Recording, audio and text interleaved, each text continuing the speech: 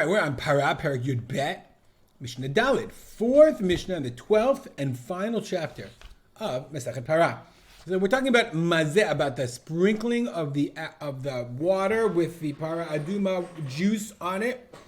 Says the Mishnah, mazeh mi chalon shel rabim. Chalon shel rabim is a topic of a lot of dispute what this means. Chalon is a window, but I kind of think of it like a counter. Meaning when people would go to the Beit HaMikdash, they're coming en masse, and they're coming from outside, and they've lived their daily lives, and they're all basically tameh. If they had to go to a funeral or a cemetery, somebody died. People died all the time, so they're all tameh. So there's like sprinkling going on, and that's why I think a chalon shel rabim means a public window. Chalon is a window, but it's like a public counter. Okay, and they sprinkle you at this public one. You're going by, and so the Bartunu explains, "She'omed b'chalon shel rabim." You stand at this window, this public window. Shel rabim means public. V'hizah sham ala tmeim ha'ovrim, and you're sprinkling there on the people that are passing by. You're just sprinkling on them.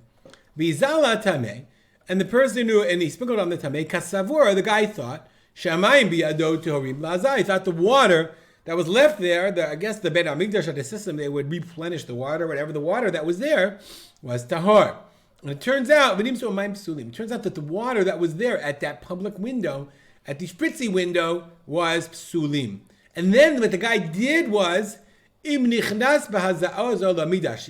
oh, I got spritzed, I'm tahor. He went to the Beit HaMikdash. Mishnah says, patur. Patur means he's not chayav.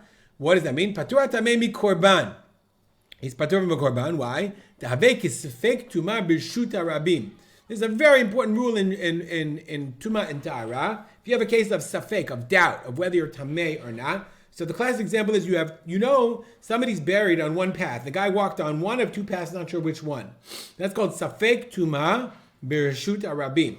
Safek tumah in a public thoroughfare, in a public area, and the halacha in that case is sfeiko tahor. In that case, the safek is tahor. So here it's not tahor, he's patur. He's not chayav of the korban for going to the Beit HaMikdash. But mechalon shel yachid, if it's a private window, some kind of private counter, not exactly sure how that works, but it's like from private. Minichlas lemigdash, and the same thing happens. They spritz him. He's like, oh, I can go in. He goes in. V'dim zu'amayim psulim, and it turns out the water is pasul. Chayav. In that case, he's chayav. Either way, he doesn't know. He thought the water was okay. He thought that it was not mayim. He thought it was mayim mechatak sherim. But here he made the mistake. He was wrong, and it was from a chalon shel yachid. What's the difference? The Bartender says, Perish Rambam Matam. The Rambam explains that the reason is the tamei ze anusu. In the case of Reshut Harabim is an anus. Why? If it was a public window, he didn't have to enter his mind. And he didn't have to check to see if the water is kasher for sprinkling or not. Why? Since he's standing in the public area, and the guy is spritzing on the public. But someone who stands in a private window and sprinkles, you're going to go private? Then the person who's tamei should have checked the water. He should have checked if they're kasher or not.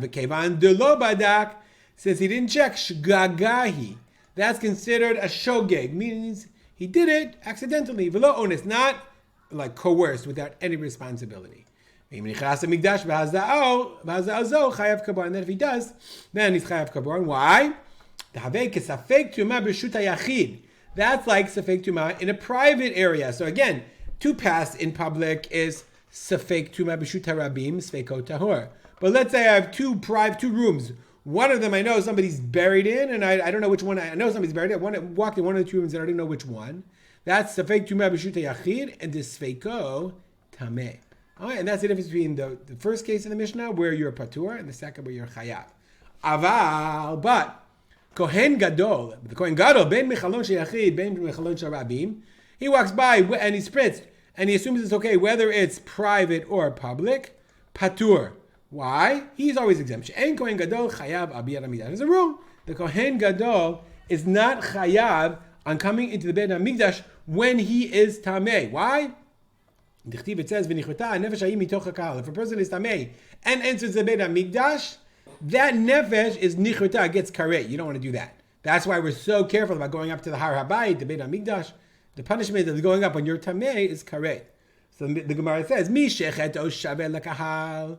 Someone who's mitoch hakahal, whose sin is the same as the community, he gets karet. That's in v'nichata. Prat, when it comes to exclude, kohen gadol she'en cheto sheva liyachedim. So if his sin is the same as an individual, then he's punished. But kohen gadol is not. So therefore, he's not chayav. Ein kohen gadol chayav abiyad hamikdash.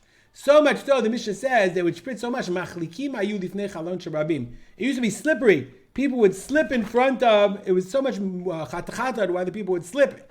The stones, by the way, are very, very slippery when they get wet. If you've ever been in Yerushalayim, like you're walking down that little pathway towards the kotel, it's pretty slippery when it's wet. V'dorsim, but nonetheless, people would walk on it. V'lonim name, they wouldn't hold back. Parah aduma water is tameh. They're all walking without shoes. You can't walk in the Beit HaMikdash with shoes. They said, mechatu shchatat shasu mitzvatam.